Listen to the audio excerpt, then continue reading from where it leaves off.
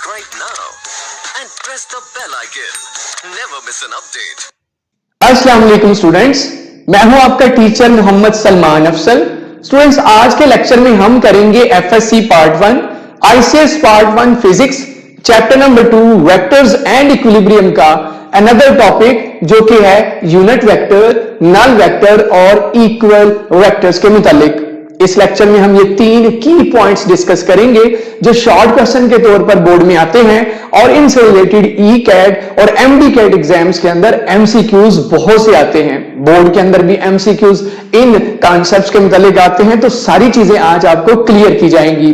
जो बच्चे इस चैनल पर न्यू हैं वो जल्दी से इस चैनल को कर लें सब्सक्राइब और साथ लगी बेल की घंटी को जरूर प्रेस करें ताकि हमारी रोज आने वाली लेटेस्ट वीडियो का नोटिफिकेशन आपको मिल सके। अगर आप इनसे प्रीवियस चैप्टर नंबर 1 और चैप्टर नंबर 2 के इनसे प्रीवियस लेक्चर्स देखना चाहते हैं तो यहां मौजूद लिंक पर क्लिक करके पहले आपको लिंक मिलेगा चैप्टर नंबर 1 का, उस पर क्लिक करके आप चैप्टर 1 के 25 के करीब लेक्चर्स देख सकते हैं जिसमें पूरा चैप्टर कवर किया गया है। और उसके बाद चैप्टर 2 के इनसे प्रीवियस लेक्चर्स अगर आपने देखने हैं तो उनका लिंक मौजूद होगा, उस पर क्लिक करके आप इससे पहले वेक्टर का कॉन्सेप्ट, रेक्टेंगुलर कोऑर्डिनेट सिस्टम, जी इसके बाद यूनिट वेक्टर, वेक्टर्स एडिशन, वो सारी चीजें आप आसानी से जान सकेंगे। तो बच्चों, सबसे पहले बात करते हैं यूनिट वेक्टर क्या है। यूनिट वेक्टर एक ऐसा वेक्टर है जो हर वेक्टर को डायरेक्शन बताता है। मैं इसकी मिसाल इस तरह से देता हूं बच्चों, आप में से बहुत से बच्चों ने नारान, कागान, मरी, गिलगित बल्तिस्तान, हमारे हिल एरियाज को विजिट किया होगा। आप अगर हिल एरियाज में जाएं तो आपने देखा होगा अगर आपने टूर अच्छा इंजॉय करना है तो जो लोग टूर इंजॉय करना चाहते हैं वहां से टूर गाइडर ले लेते हैं। वो टूर गाइडर क्या करता है, उसको उस रीजन का, उस इलाके का पता है, वो आपको गाइड करेगा, थोड़े वक्त में ज्यादा जगह विजिट करवा देगा और आपका टूर बड़ा कामयाब रहेगा। अगर आप खुद से वहां घूमेंगे हो सकता है बहुत से स्पॉट, जगह भूल जाएं, ना जा पाए और फिर आपको इसकी मलामत हो कि क्यों हमने वो चीजें मिस कर दी इतनी खूबसूरत। तो इसका मतलब उस एरिया के मुतालिक उस टूर गाइडर को पता है, वो आपको गाइड करेगा। बिल्कुल ऐसा ही काम यूनिट वेक्टर का है जो हर वेक्टर को गाइड करता है। ए वेक्टर उसका यूनिट वेक्टर है, बी उसका यूनिट वेक्टर है, सी उसका यूनिट वेक्टर है। हर वेक्टर का यूनिट वेक्टर होता है जिसका काम क्या हुआ करता है, वेक्टर्स को डायरेक्शन बताना और इस वेक्टर की, इस यूनिट वेक्टर की खुद की कीमत कितनी होती है, 1। इसकी मैग्नीट्यूड, इसकी अददी कीमत 1 होती है, जबकि इसका काम हर वेक्टर को सिमत बताना, डायरेक्शन बताना, उसकी तरफ लेके जाना कि इस तरफ आओ, इस तरफ आओ। जैसे टार्च बेरर होता है, टार्च पकड़े जो आगे चल रहा होता है लीडर, उसका काम होता है सबको रास्ता दिखाना। ऐसा ही काम यूनिट वेक्टर का होता है। हर वेक्टर को क्या करता है, unit vector is a vector which has magnitude of 1 and which is used, which describes, जो क्या करता है, इस्तेमाल किया जाता है, डिस्क्राइब करता है, क्या करता है, direction to every vector, to any vector. ये क्या करता है, डायरेक्शन बताता है, डिस्क्राइब करता है, भाई ये तुम्हारी डायरेक्शन है, इस तरफ आओ। और जब इस खुद की कीमत इसकी मालूम की जाती है तो खुद की इसकी कीमत होती है 1, इसकी मैग्नीट्यूड होती है 1। तो बच्चों आइए मैं बताता हूं फिर unit vector whose magnitude, unit का मतलब ही यहां पर है 1, जिसकी मैग्नीट्यूड क्या हो, अददी कीमत क्या हो, 1 हो, और वो हर वेक्टर को क्या बताए, मैग्नीट्यूड इसकी 0 होती है। जबकि हर वेक्टर को ये क्या बताता है, ये डायरेक्शन बताता है, क्योंकि आपको पता है डायरेक्शन बताने वाला वेक्टर हर वेक्टर को ये डायरेक्शन बताता है कि इस तरफ आइए, इस तरफ आइए। आइए जानते हैं ये किस तरह का होता है। देखिए, हमने रेक्टेंगुलर कोऑर्डिनेट सिस्टम पढ़ा है, प्लेन के अंदर भी और स्पेस के अंदर भी। प्लेन के अंदर रेक्टेंगुलर कोऑर्डिनेट सिस्टम के पास 2 एक्सिस होते हैं, एक एक्स एक्सिस और दूसरा वाई एक्सिस। अब अगर आपने एक्स एक्सिस पर चलना है, आइए मैं आपको दिखाता हूं। देखिए, ये आपके पास रेक्टेंगुलर कोऑर्डिनेट सिस्टम है, 2 एक्सिस पर मुश्तमिल, 2 डायमेंशंस पर मुश्तमिल, 2 आपके पास इसमें ओरिएंटेशंस हैं, डायरेक्शंस हैं, डायमेंशंस हैं, एक्स एक्सिस और वाई एक्सिस। अगर आपको एक्स एक्सिस के ऊपर चलना हो तो जो यूनिट वेक्टर आपको क्या बताएगा, डायरेक्शन बताएगा, उस यूनिट वेक्टर का नाम है आई हैट। यूनिट वेक्टर की निशानी है कि इसके ऊपर हैट होता है, यानी यूनिट वेक्टर कैसे पहचाना जाता है। अगर आप ए आपके पास वेक्टर है, वेक्टर की निशानी तो ये हो गई, मैग्नीट्यूड की निशानी ये है कि इसके गिर्द ना बार है, इसके ऊपर ना मॉड है, मतलब कोई भी चीज इसके ऊपर नहीं है, ना बोल्ड किया गया, ये मैग्नीट्यूड की निशानी है। और इसके अलावा यूनिट वेक्टर की निशानी ये है कि इसके ऊपर हैट होता है इस तरह से। अगर आप एक्स एक्सिस पर चलना चाहोगे, मुख्तलिफ एग्जांपल्स भी मैं आपको दूंगा इससे रिलेटेड, तो आपके लिए जो यूनिट वेक्टर हेल्प करने वाला है, डायरेक्शन बताने वाला है, अगर आप इस तरफ चल रहे हो, इस सिमत में चल रहे हो, कौन आपकी मैग्नीट्यूड के साथ आएगा, मैग्नीट्यूड के साथ कौन आएगा, आई हैड। जब अगर हमें वाई एक्सिस की तरफ चलना होगा, इस तरफ चलना होगा, इस तरफ हमें कौन गाइड करेगा, 2 मीटर 4 मीटर 10 मीटर चलते हुए, उस यूनिट वेक्टर का नाम है जे हैट। ठीक है, यूनिट वेक्टर के ऊपर हैट हुआ करता है, कैप हुआ करती है, ठीक है, जिसे हम ये पढ़ते हैं। अब अगर एक वेक्टर की तारीफ की जाए, वेक्टर की मैथमेटिकल डेफिनेशन की जाए, जो कि हमने डेफिनेशन से ही लिखनी है, ऐसा वेक्टर जिसकी मैग्नीट्यूड 1 है, और ऐसा वेक्टर जो हर वेक्टर को क्या डिस्क्राइब करता है, हर वेक्टर को क्या मेंशन करता है, डायरेक्शन बताता है, उस वेक्टर का नाम यूनिट वेक्टर है। मैथमेटिकल एक्सप्रेशन लिखूं तो कुछ इस तरह का होगा, अगर ए वेक्टर है तो ये ए वेक्टर के पास दो चीजें हैं वेक्टर की डेफिनेशन के मुताबिक, मैग्नीट्यूड और डायरेक्शन। मैग्नीट्यूड को कैसे जाहिर करूंगा, सिंपल ए लिख दूंगा, और डायरेक्शन को किससे जाहिर करूंगा, इसके ऊपर हैट डाल दूंगा। ये है वेक्टर की डेफिनेशन कंप्लीट होगी। वेक्टर के पास दो चीजें होती हैं, मैग्नीट्यूड डायरेक्शन। मैग्नीट्यूड डायरेक्शन ए है तो मैग्नीट्यूड भी ए, लेकिन ना ऊपर एरो हेड ना ऊपर हैट, ये है मैग्नीट्यूड की निशानी, कीमत की निशानी, जो कैलकुलेट करना भी हम आगे सीखेंगे, 9th क्लास चैप्टर 4 में भी सीखा था वैसे।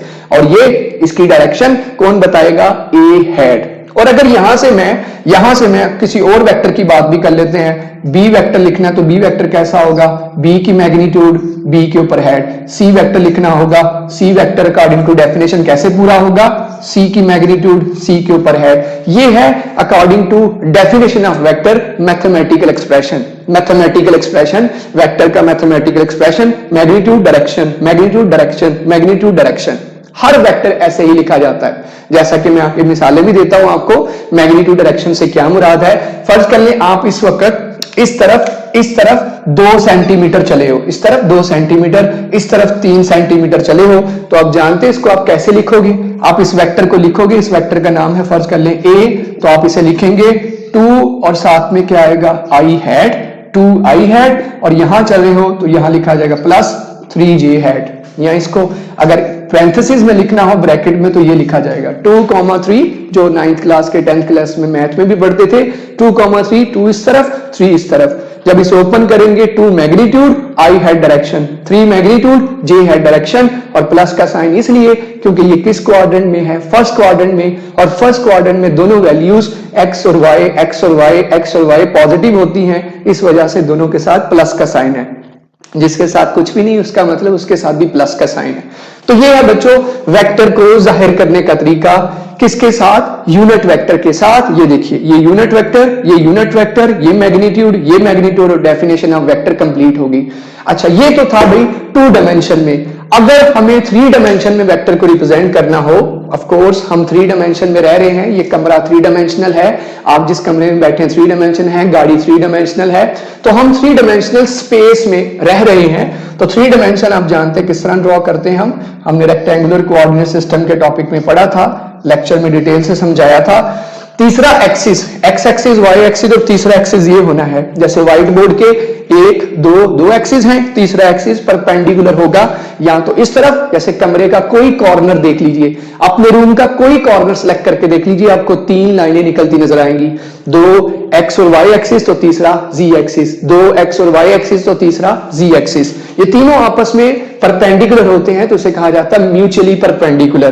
तो गौर कीजिएगा, आपकी सिलेक्शन है, आप इसे एक्स एक्सिस ले लीजिए, इसे वाई ले लीजिए, इसे जी ले लीजिए।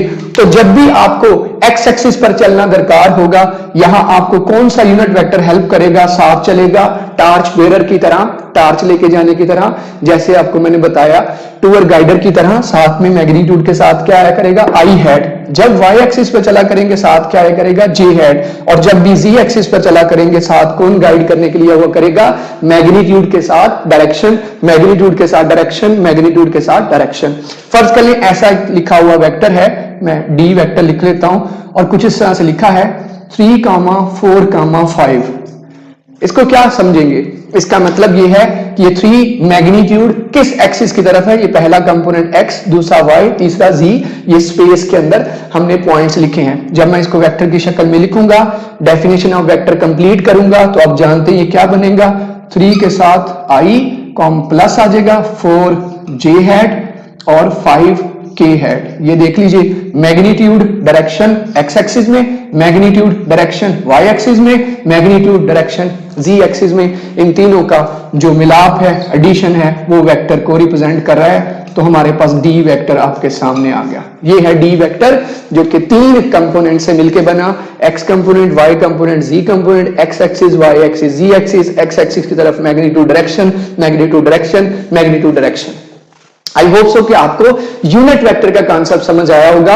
आगे चल के बारहा न्यूमेरिकल्स के अंदर, एग्जांपल्स के अंदर हमें यूज करना है। और जब यूनिट वेक्टर की कीमत निकाली जाती है, यहीं से मैं यूनिट वेक्टर की कीमत निकालना भी सिखा देता हूं इसी फार्मूले से। हर वेक्टर का आप यूनिट वेक्टर मालूम कर सकते हैं, हर वेक्टर का आप यूनिट वेक्टर मालूम कर सकते हैं। कैसे? ये देखिए, यूनिट वेक्टर वहीं रहने दीजिए, ये यूनिट वेक्टर यही रहेगा, ये वेक्टर की मैग्नीट्यूड इधर आके क्या कर जाएगी? डिवाइड। इसका मतलब किसी भी वेक्टर को उसकी मैग्नीट्यूड से डिवाइड कर दो। अब आप कहेंगे सर मैग्नीट्यूड कैसे निकालते हैं? 9th क्लास चैप्टर 4 में भी किया था, और आगे टॉपिक्स आने लगे जिनमें आपको मैग्नीट्यूड निकालना सिखाऊंगा। x कंपोनेंट का स्क्वायर, y कंपोनेंट का स्क्वायर, z कंपोनेंट का स्क्वायर, ऊपर अंडर रूट। याद कीजिए, थोड़ा सा रिकॉल कीजिए, रिव्यू कीजिए अपनी मेमोरी को। तो बच्चों, यूनिट वेक्टर किसके बराबर आ गया? वेक्टर को उसी की मैग्नीट्यूड से। b यूनिट वेक्टर किसके बराबर होगा? वेक्टर को उसी की मैग्नीट्यूड से, वेक्टर को उसी की मैग्नीट्यूड से डिवाइड कर दिया जाए तो यूनिट वेक्टर की कीमत आ जाती है। हर वेक्टर के यूनिट वेक्टर की कीमत मालूम की जा सकती है। वैसे यूनिट वेक्टर्स ज्यादातर यूज कौन से होते हैं, इस्तेमाल कौन से होते हैं? हर वेक्टर के साथ यूनिट वेक्टर आता है, लेकिन रूटीन के अंदर यूज होने वाले यूनिट वेक्टर 5 हैं। 5 यूनिट वेक्टर ज्यादातर इस्तेमाल होते हैं। आई हैट x एक्सिस की तरफ गाइड करता है, साथ चलता है। j हैट y एक्सिस की तरफ गाइड करता है, साथ चलता है। z एक्सिस की तरफ जो यूनिट वेक्टर आएगा वो k हैट है, i j k x y z। इस तरतीब से याद रखिए, x के साथ i, y के साथ j और z के साथ k। x एक्सिस पर i हैट, y एक्सिस पर j हैट, z एक्सिस पर k हैट। ये यूनिट वेक्टर्स हर मैग्नीट्यूड के साथ आया करेंगे। ठीक है जी, ये है concept of unit vector. 2 unit vector और जिनका मैंने जिक्र किया वो भी पता होना जरूरी है, शॉर्ट क्वेश्चन MCQ आ जाते हैं। वो 2 यूनिट वेक्टर जिनका मैंने जिक्र किया, वो 2 यूनिट वेक्टर कौन से हैं? वो 2 यूनिट वेक्टर हैं, एक है प्यारे बच्चों r हैट। r हैट, जी हां, r हैट कौन सा यूनिट वेक्टर है? ये है पोजीशन वेक्टर के लिए, पोजीशन वेक्टर के लिए यूनिट वेक्टर, पोजीशन वेक्टर के लिए यूनिट वेक्टर है। यानी अगर आपने किसी पॉइंट की, किसी जगह की लोकेशन बतानी, जैसे आज जीपीएस टेक्नोलॉजी है, ग्लोबल पोजीशनिंग सिस्टम है, उसको यूज करते हुए आप घर बैठे स्कूल के साथ अपनी एक सीधी लाइन में ला सकते हो। स्कूल से, घर से स्कूल का फासला, डिस्प्लेसमेंट कितना है, वो सीधी लाइन पोजीशन वेक्टर है। इसी टॉपिक का आखिरी जो हेडिंग है वो पोजीशन वेक्टर भी है। तो पोजीशन वेक्टर जो क्या करती है, किसी भी पॉइंट की लोकेशन बताती है। फर्ज करें मैंने आपसे पूछा था इस जगह की पोजीशन क्या है, तो आपने एक पोजीशन वेक्टर खींचा। इस पोजीशन वेक्टर की डायरेक्शन बताने वाला, हमेशा याद रखिएगा, यूनिट वेक्टर टॉर्च बेरर की तरह होता है, आगे लीड करने वाला होता है, आगे चलता है। यानी इसकी कीमत, इसकी जो हम ड्रॉ करेंगे डायरेक्शन, या इसके हम डायरेक्शन ड्रॉ करेंगे या इसको ड्रॉ करेंगे, तो ये हमेशा कहां से शुरू हो रहा होगा? जहां वेक्टर एंड हो रहा है। यानी वेक्टर के हेड से ये ड्रॉ करेंगे, ये होगा r हेड और ये होगा r वेक्टर। वेक्टर के हेड से शुरू होके हमें बताता है इधर को चलो, इधर को चलो, इधर को चलो, डायरेक्शन बताने वाला, इधर को चलना है, इधर को चलना है, इधर को चलना। मुझे ये कीमतों से नहीं पता चल रहा था, इनके साथ आने वाले यूनिट वेक्टर से पता चल रहा था। फौरन से मुझे पता चल गया कि ये जो वेक्टर है असल में 3 सेंटीमीटर इधर, 5 से 4 सेंटीमीटर ऊपर, 5 सेंटीमीटर चल के मैंने इस जगह पर स्पेस में पहुंचना है। ये यूनिट वेक्टर्स के फायदे हैं। तो क्या समझ आई? r जो हैट है, r unit vector position vector की डायरेक्शन बताता है। इसकी कीमत 1 है, i हैट की कीमत 1 है, j हैट की कीमत 1 है, k हैट की कीमत 1 है, r हैट की कीमत 1 है, लेकिन इसका काम पोजीशन वेक्टर को भी डायरेक्शन बताना है। और लास्ट पे जी 5वां यूनिट वेक्टर जो ज्यादातर इस्तेमाल होता है, जो ज्यादातर इन है, वो है नॉर्मल यूनिट वेक्टर। वो कहां यूज होता है? देखिए, ये एक व्हाइट बोर्ड है, एक सरफेस है ये व्हाइट बोर्ड। अगर मुझसे कोई पूछे इस सरफेस की डायरेक्शन क्या है, तो आप जानते हैं इस सरफेस की डायरेक्शन है, व्हाइट बोर्ड की खास डायरेक्शन है, वो कहां से पता चलती है? राइट हैंड रूल से। राइट हैंड रूल से। क्या राइट हैंड रूल? प्यारे बच्चों, राइट हैंड कुछ इस तरह से रखिए, ये आपके पास फर्ज करें लेंथ है, तो ये विड्थ है, लेंथ से विड्थ की तरफ अपनी उंगलियों को मोड़िए, अंगूठा जिस तरफ होगा, थंब जिस तरफ होगा, इसका मतलब उस तरफ इस सरफेस एरिया की डायरेक्शन है। इस सरफेस एरिया की, आपके किताब के पेज की, आपके मोबाइल फोन की, आपके लैपटॉप की स्क्रीन की, इन सब की डायरेक्शन है, क्योंकि ये वेक्टर क्वांटिटीज हैं। सरफेस एरिया वेक्टर क्वांटिटी है, तो ये डायरेक्शन कौन बताएगा, कौन मुझे गाइड करेगा इस तरफ चलना है? उस यूनिट वेक्टर का नाम है normal unit vector. Normal math में पढ़ते हो आप, परपेंडिकुलर, नॉर्मल, 90 का एंगल, एक ही मतलब है। तो अगर मुझे किसी सरफेस की डायरेक्शन जाननी है, किसी पेज की डायरेक्शन, किसी आप टेबल पर बैठे उसकी डायरेक्शन, व्हाइट बोर्ड की डायरेक्शन, दीवार की डायरेक्शन, तो वो कौन गाइड करेगा? वो खास यूनिट वेक्टर है जिसका नाम है एन हेड। ठीक है जी, एन हेड सरफेसेस की प्लेन्स की, जो प्लेन सरफेस कहते हैं उसकी डायरेक्शन बताने वाला एन हेड। ये 5 यूनिट वेक्टर नॉर्मली यूज होते हैं। आई एक्स एक्सिस की तरफ जब भी चलेंगे 2 3 4 5 6 किलोमीटर, सेंटीमीटर, मिलीमीटर, जो भी है यूनिट दिया हुआ साथ में आया करेगा। और इस कॉम्बिनेशन को वेक्टर आप जानते हैं। यूनिट वेक्टर की मैग्नीट्यूड 0। यूनिट वेक्टर क्या करता है? हर वेक्टर को डायरेक्शन बताता है, यानी कि हर वेक्टर के साथ इसने आना ही आना है। अगर यूनिट वेक्टर साथ नहीं है तो इसका मतलब डायरेक्शन नहीं है, डायरेक्शन नहीं है तो वो वेक्टर नहीं हो सकता। I hat, j hat, k hat, r hat, n hat, a hat, b hat, c hat किसी वेक्टर के साथ नहीं आ रहे तो समझ लीजिए वो वेक्टर नहीं है, वो स्केलर क्वांटिटी है, क्योंकि वेक्टर डायरेक्शन के बगैर इनकम्प्लीट है। अब बात करते हैं बच्चों नल वेक्टर की। नल वेक्टर क्या है? नल वेक्टर एक ऐसा वेक्टर है जिसकी मैग्नीट्यूड 0 होती है। नल का यहां हम मीनिंग लेते हैं 0, और ये किस सेंस में है? जिसकी मैग्नीट्यूड अददी कीमत 0 आए। अब किसी वेक्टर की कीमत 0 कैसे आ सकती है? अच्छा, अगर उसकी मैग्नीट्यूड 0 है, कीमत 0 है, तो डायरेक्शन क्या है? जी हां बच्चों, इस वेक्टर की मैग्नीट्यूड तो 0 होती है, लेकिन इसकी डायरेक्शन आर्बिट्ररी है। आर्बिट्ररी मतलब अपनी मर्जी से, मनमानी से, किसी भी सिमत में, अनप्रेडिक्टेबल, पता ही नहीं किस तरफ होगी। आइए जानते हैं नल वेक्टर आता कब है, ये होता किस तरह का है, इसकी कीमत को कैसे रिप्रेजेंट किया जाता है। तो नल से मुराद 0, और ये किस सेंस में 0? मैग्नीट्यूड 0 है। सो नल वेक्टर कैसे आता है? नल वेक्टर किसके बराबर है?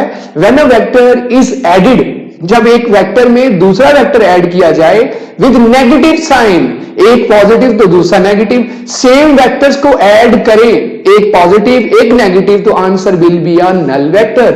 मिसाल के तौर पर मैं आपको कहता हूं, ये आपके पास ए वेक्टर है, इसका नेगेटिव वेक्टर क्या होगा? ए का नेगेटिव वेक्टर क्या होगा? हमने टॉपिक पढ़ा था multiplication of vector by a scalar. Multiplication of a vector by a scalar, तो हम -1 के साथ अगर इसको मल्टीप्लाई करें तो रिजल्ट क्या आएगा? कुछ इस तरह का आएगा। इसकी डायरेक्शन बिल्कुल रिवर्स हो जाएगी, बिल्कुल रिवर्स। ये है इसका -a, negative a।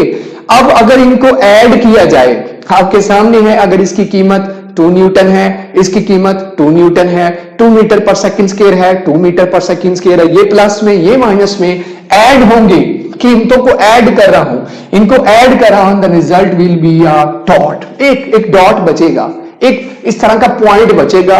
They will cancel each other, ये एक दूसरे के इफेक्ट को कैंसिल कर देंगे। मिसाल भी देखेंगे इसकी नल वेक्टर आने की, मुख्तलिफ एग्जांपल्स कहां है हमारी रूटीन के अंदर, कहां कहां हम नल वेक्टर आता देख रहे हैं। तो आपके सामने एक तो ये हो गया कि 2 सिमिलर वेक्टर्स को ऐड किया जाए। सिमिलर किस सेंस में कह रहा हूं कि ए में ए ऐड करो, लेकिन विद नेगेटिव साइन, एक प्लस में दूसरा नेगेटिव, ए प्लस में ए नेगेटिव में, दोनों को ऐड कीजिए।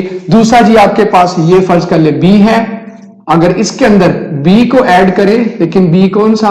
-b ऐड कर दिया जाए, यानी a प्लस -b कर दिया जाए, result will be a null vector. जैसा कि यहां आया, a आपके सामने b था, b प्लस -b था, यहां ऐड किया, a के अंदर -a ऐड किया, the result is a null vector. Null vector कैसे आएगा? 0, उसके ऊपर एरोहेड वेक्टर की निशानी। जहां आपकी किताबों में बोल्ड किया होगा, जीरो नहीं लिखा होगा, उसे बोल्ड किया होगा, बोल्ड निशानी है कि this is a null vector. अब इसका रिजल्ट क्या आएगा? Answer will be a dot, और डॉट की डायरेक्शन किसी भी तरफ हो सकती है, इसलिए नल वेक्टर की क्या तारीफ की जाती है? Null vector is a vector with magnitude 0 and direction arbitrary. Direction कैसी है उसकी? आर्बिट्ररी डायरेक्शन है, आर्बिट्ररी, जी हां, आर्बिट्ररी डायरेक्शन है, मनमानी अपनी किसी भी सिमत में कह सकते हो, अनप्रेडिक्टेबल, किसी भी सिमत में पता ही नहीं है किस तरफ होगी। जैसे ये पॉइंट है, इसकी डायरेक्शन ये जिस तरफ मर्जी हो सकती है, किसी भी सिमत में आप कह सकते हो अनप्रेडिक्टेबल, पता ही नहीं किस तरफ होगी, अपनी मर्जी से होगी। So this is the result of जी नल वेक्टर, जिसकी कीमत क्या है? इसकी अददी कीमत 0 और डायरेक्शन आपके पास आ गई आर्बिट्ररी। अब ये आता कब है? फर्ज कर लीजिए आपने टग ऑफ वार देखी होगी, रस्साकशी के दौरान दो पहलवान या दो इस तरफ रस्से को खींच रहे हैं बड़े फोर्स लगा के, ना रस्सा इस तरफ जा रहा है ना इस तरफ जा रहा है, इस तरफ भी फोर्स लग रही है, इस तरफ भी फोर्स लग रही है, ये दोनों फोर्सेस एक दूसरे को कैंसल आउट कर रही हैं। Sum of all forces equal to 0, this is a null vector. याद रखिएगा, सारी फोर्सेस का रिजल्टेंट नल वेक्टर आ रहा है। आप ऊपर देखिए, पंखा आपके ऊपर होगा, पंखा अगर आराम से रुका हुआ है तो गौर कीजिए इसका वजन नीचे की तरफ, और जो रॉड जिसने इस पंखे को उठाया हुआ है उसमें टेंशन ऊपर की तरफ, एक दूसरे को कैंसिल कर रही है। पंखा इस वक्त रेस्ट में है, सारी फोर्सेस का मजमुआ नल वेक्टर 0, नल वेक्टर जिसकी कीमत क्या है? 0, और डायरेक्शन क्या है? अददी कीमत 0 है और डायरेक्शन आर्बिट्ररी है। तो हमारे इर्द गिर्द कितनी सी मिसालें हैं, हम चेयर पर बैठे हैं तो सारी फोर्सेस का रिजल्टेंट 0 है, कीमत 0, लेकिन आंसर नल वेक्टर आंसर होगा, क्योंकि वेक्टर्स का एडिशन, वेक्टर्स का सब्ट्रैक्शन, हमेशा आंसर वेक्टर ही आता है। सो आपके सामने मैंने दो वेक्टर्स को ऐड किया, एक प्लस में दूसरा माइनस में, प्लस में माइनस में, दो वेक्टर्स, एक की डायरेक्शन राइटवर्ड तो दूसरे की लेफ्टवर्ड, एक फोर्स राइटवर्ड तो दूसरी लेफ्टवर्ड, तो नतीजा क्या आया? आपके पास नल वेक्टर आया विद मैग्नीट्यूड 0, जिसकी अददी कीमत नजर आ रहा है, ना इधर को जा रहा है ना इधर को, ना पंखा नीचे आ रहा है ना ऊपर जा रहा है, व्हाइट बोर्ड इधर खड़ा है तो ना नीचे गिर रहा है ना ऊपर जा रहा है ना इधर आ रहा है, सम ऑफ ऑल फोर्सेस 0, रिजल्टेंट 0। जी हां, तो इसका मतलब यहां पर मैग्नीट्यूड 0 और डायरेक्शन उस रिजल्टेंट की आर्बिट्ररी, ये हमारी एग्जांपल्स हैं। ठीक है, अब रस्साकशी की, टग ऑफ वार की एग्जांपल लिख सकते हो, पंखा जो आपके ऊपर है रेस्ट में है उसकी एग्जांपल लिख सकते हो। आप अगर आराम से सुकून से किसी चेयर पर बैठे हैं या रुके हुए हैं, सारी फोर्सेस का रिजल्टेंट 0, यानी आंसर एक नल वेक्टर है। लेफ्टवर्ड, राइटवर्ड, अपवर्ड, डाउनवर्ड, सारी फोर्सेस एक दूसरे को कैंसिल कर रही हैं, plus minus plus minus plus minus, resultant 0 0 0, magnitude और direction arbitrary, that means it is a null vector. I hope so कि आपको बात समझ आ गई होगी, नल वेक्टर का कांसेप्ट भी क्लियर हो गया होगा। अब बात करते हैं इक्वल वेक्टर। जी हां, इक्वल वेक्टर क्या होते हैं?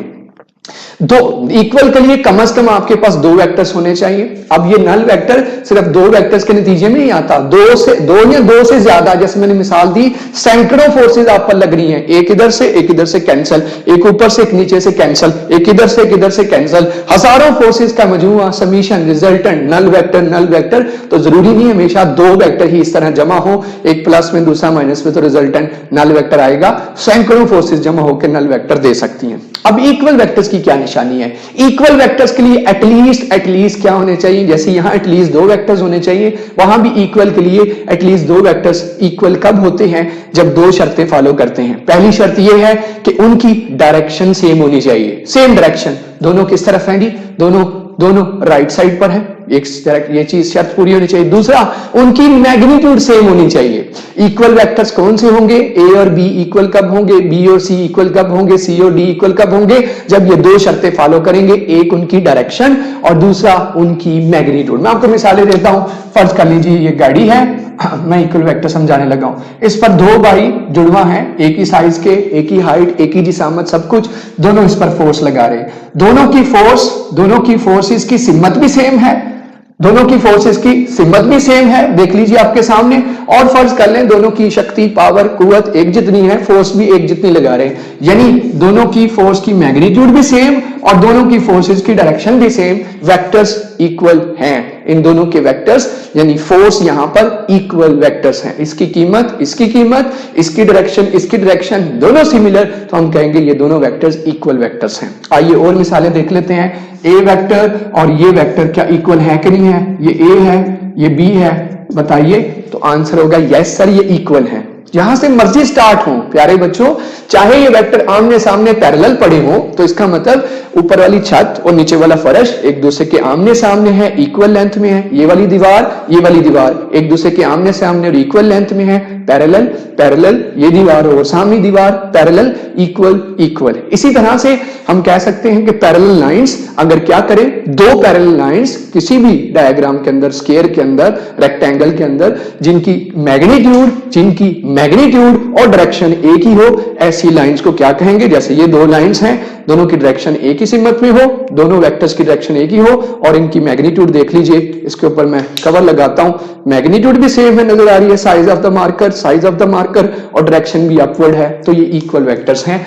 एक यहां से शुरू हो रहा है, एक यहां से, नन ऑफ इट्स बेस। इससे हमें कोई फर्क नहीं पड़ता, कि यहां से शुरू हो, डायरेक्शन चेक कीजिए, ऊपर को जा रहे हैं, ठीक है जी, एक पीछे है एक आगे है, जा तो एक ही तरफ रहे हैं और मैग्नीट्यूड सेम है, इक्वल है, तो ये इक्वल वेक्टर्स कहलाएंगे। लेकिन अगर ये करिए गौर, ये वेक्टर्स क्या इक्वल है? तो आपका आंसर होगा सर ये इक्वल नहीं है। मैग्नीट्यूड तो उनकी आपस में इक्वल है, लेंथ तो इक्वल है, मैग्नीट्यूड तो इक्वल है, लेकिन डायरेक्शन एक दूसरे के अपोजिट है।